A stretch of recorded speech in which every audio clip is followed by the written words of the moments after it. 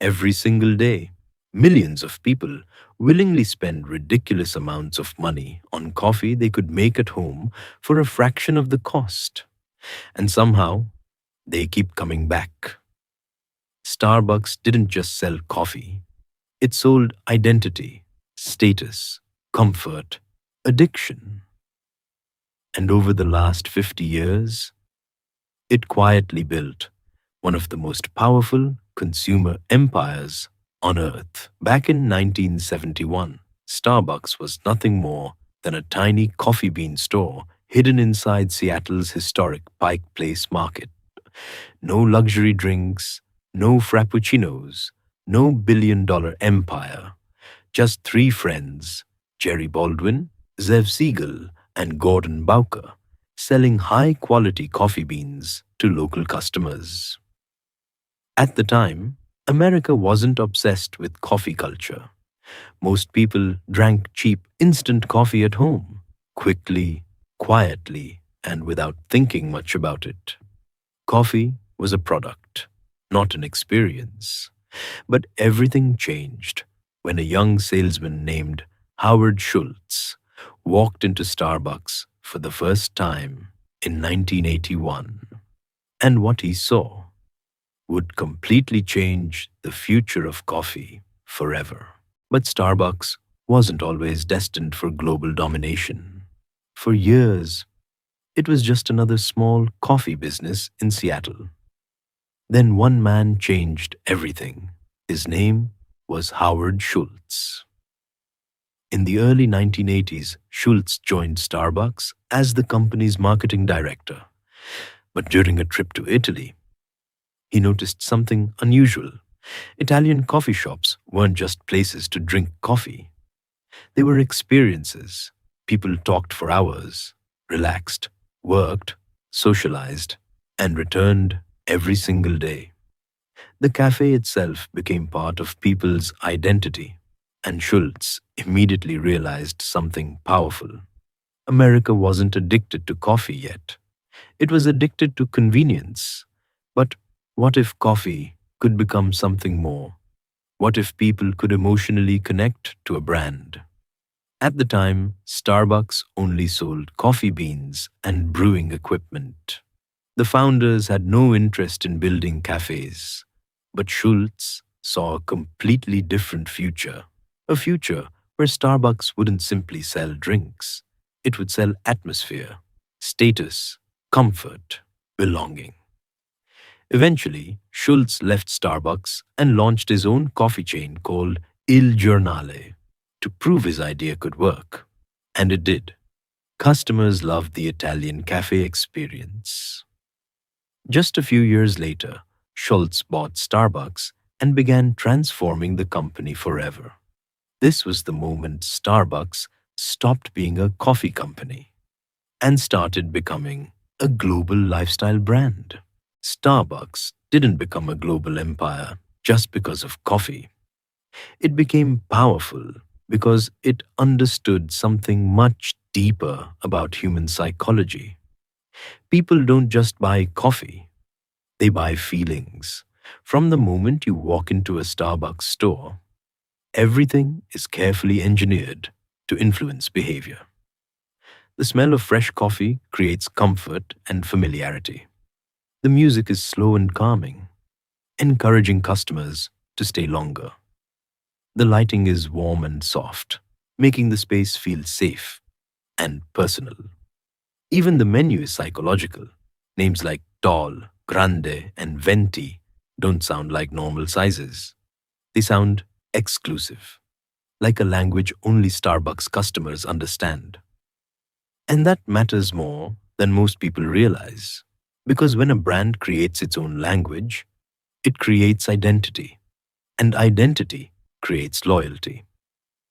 But Starbucks' biggest weapon wasn't comfort, it was habit. Starbucks was designed around repetition, the same morning routine, the same cup in your hand, the same environment every day.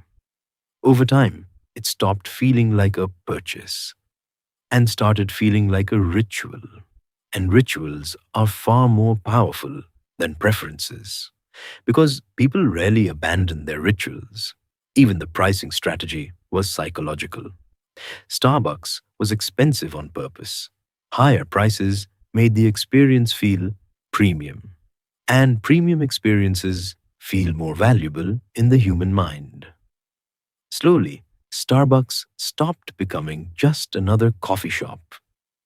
It became a daily emotional system, a place people returned to not because they needed coffee, but because they needed the feeling it gave them. Like, share, and subscribe our channel. Once Starbucks mastered the psychology of experience, expansion became almost unstoppable. What started as a single store in Seattle rapidly spread across the United States, then across the world. City after city, country after country, Starbucks stores began appearing in airports, shopping malls, universities, office districts, and busy street corners everywhere.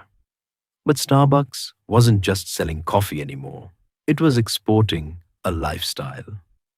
By 2022, Starbucks had expanded to more than 35,000 stores across over 80 countries. And in America alone, Starbucks locations became almost impossible to avoid.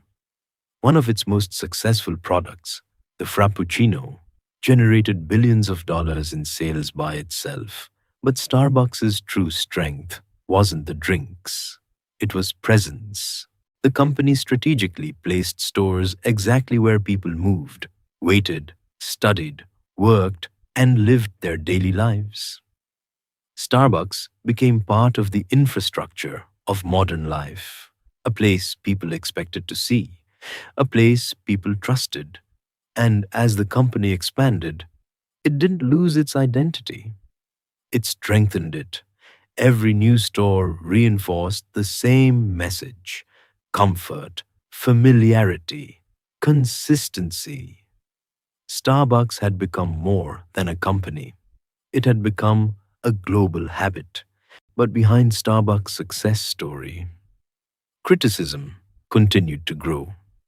As the company expanded across the world, many people began questioning the reality behind its carefully crafted image. One of the biggest criticisms was pricing. For many customers, Starbucks wasn't just expensive anymore. It had become a symbol of premium lifestyle consumption. Critics argued the company was no longer selling coffee. It was selling status through branding. At the same time, tensions inside the company were rising. As Starbucks expanded, thousands of employees began raising concerns about wages, working conditions, and labor rights. In several locations across the United States, workers attempted to unionize, sparking public debates and resistance from corporate leadership. Then came the COVID-19 pandemic. Starbucks was forced to temporarily close many stores and rapidly shift toward drive-through and delivery services. And almost overnight, the entire customer experience changed. Meanwhile, competition became more aggressive. Independent cafes, fast food chains, and new global coffee brands all tried to challenge Starbucks' dominance. But despite the criticism, the protests, and the growing competition, Starbucks remained incredibly powerful. Because by this point, Starbucks was no longer just a company people bought from. It had become part of daily life itself. Today, Starbucks stands as one of the most recognizable brands on earth. From a small coffee bean shop hidden inside Seattle's Pike Place market to more than 35,000 stores across the globe, its rise is far more than just a business success story.